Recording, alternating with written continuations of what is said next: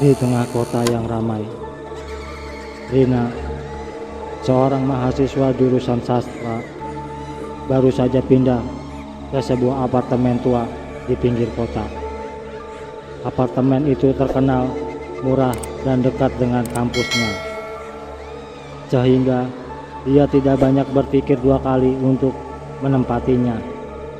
Namun, tetangga sekitar sering memperingatkan Rina tentang sejarah kelam apartemen tersebut, terutama mengenai kamar yang kini ia tinggali.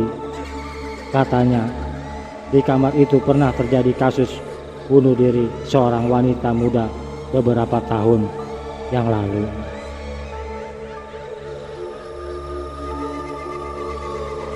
Pada malam pertama, Rina merasa udara di kamarnya lebih dingin dari biasanya. Meski jendela dan pintu sudah tertutup rapat, angin dingin seolah-olah menyusup dari celah-celah yang tak kasat mata. Ia mencoba mengabaikan perasaan tidak nyaman itu dan memutuskan untuk tidur. Namun, setiap kali matanya hampir terpejam, ia merasakan ada seseorang yang mengawasinya dari sudut ruangan. Saat ia menoleh, tidak ada apa-apa di sana, hanya bayangan gelap yang melintang di dinding. Hari berikutnya, Rina mulai merasakan keanehan yang lebih jelas. Buku-buku sering kali berpindah tempat tanpa alasan yang jelas, dan suara-suara gemerisik selalu terdengar dari lemari di kamarnya.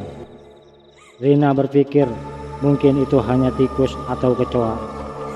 Namun, ketika ia membuka lemari, tidak ada apa-apa di dalamnya. Suara itu berhenti seketika saat ia memeriksa. Namun, kembali terdengar ketika ia menutup pintu lemari.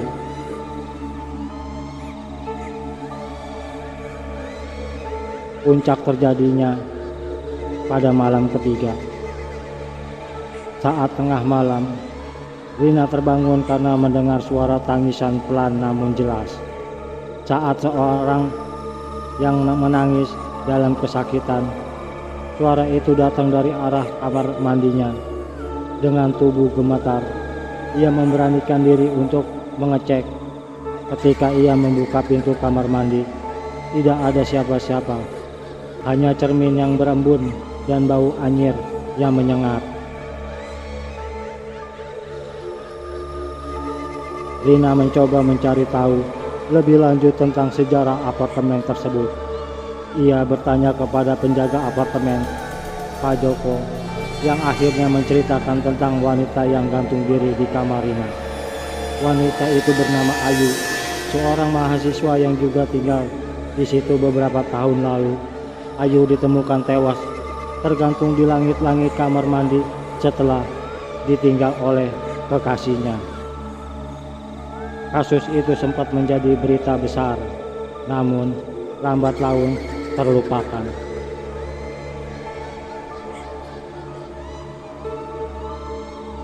Setelah mendengar cerita tersebut, Rina merasa semakin tertekan. Ia mulai melihat bayangan hitam di sudut matanya, terutama saat ia sedang sendiri. Bayangan itu terlihat seperti sosok wanita dengan berambut panjang terurai dan wajahnya yang tak jelas. Setiap kali mencoba mendekati bayangan itu, sosok tersebut menghilang seketika, meninggalkan perasaan takut yang mencekam di hatinya.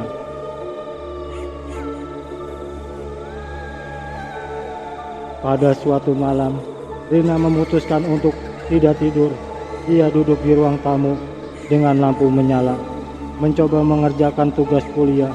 Namun, saat jam menunjukkan pukul 3 dini hari, listrik di apartemennya tiba-tiba padam. Gelap gulita menyelimuti seluruh ruangan. Rina meraba-raba mencari senter, dan saat ia berhasil menyalakannya, ia melihat bayangan itu lagi berdiri di depan pintu kamarnya, memandangnya dengan tatapan yang kosong.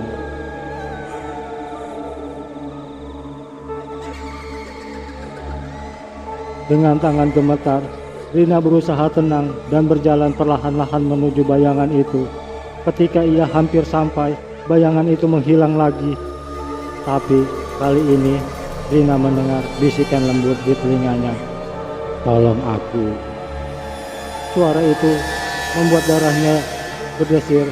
Rina berbalik dan melihat sosok wanita berambut panjang itu berdiri di belakangnya, dengan wajah penuh luka dan air mata darah yang mengalir. Rina terjatuh pingsan dan terbangun di pagi hari dengan tubuh yang lemas. Ia merasa tak sanggup lagi tinggal di apartemen tersebut. Tanpa berpikir panjang, Rina memutuskan untuk segera pindah. Namun, saat mengemas barang-barang, ia menemukan sebuah buku harian di bawah tempat tidurnya. Buku itu milik Ayu dan isinya penuh dengan tulisan-tulisan putus asa serta permintaan maaf kepada keluarganya. Rina mencoba membawa buku harian itu kepada Pak Joko. Setelah membacanya, Pak Joko mengusulkan untuk mengadakan doa bersama di apartemen tersebut, berharap agar arwah Ayu bisa tenang. Malamnya itu, mereka mengundang beberapa tetangga dan seorang pemuka agama untuk memimpin doa. Selama doa berlangsung, Rina merasakan beban yang terangkat dari tempat itu. Udara menjadi lebih hangat, suara-suara pun mulai menghilang. Meski Rina telah pindah ke tempat yang baru, kenangan apartemen angker itu tetap membekas di benaknya. Ia seringkali terbangun di tengah malam, mendengar bisikan, "Tolong aku," di telinganya. Namun ia berusaha meyakinkan diri bahwa itu hanyalah bayangan masa lalu dan perlahan-lahan akan memudar. Rina berharap dengan doa-doa yang telah dipanjatkan, arwah Ayu juga bisa beristirahat dengan tenang.